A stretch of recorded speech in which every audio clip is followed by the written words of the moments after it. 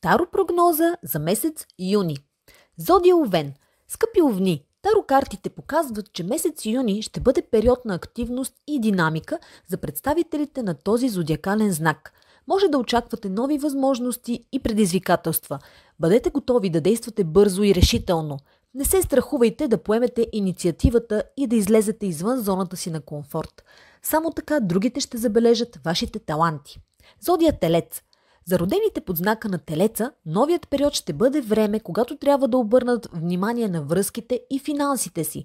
Таро картите ви съветват да бъдете търпеливи и внимателно да обмисляте решенията си. Бъдете особено внимателни в финансовите дела и избягвайте рискови инвестиции.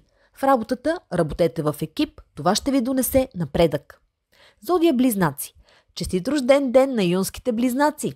Юни месец ще бъде период на обмяна на идеи и общуване, създаване на нови и ценни контакти.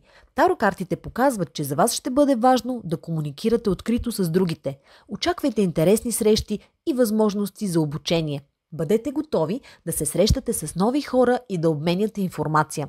Успехите ще ви зареждат с положителни емоции, но юни ви е приготвил и други хубави изненади. За всички зодии четете пълна таро прогноза в Аз за жената БГ.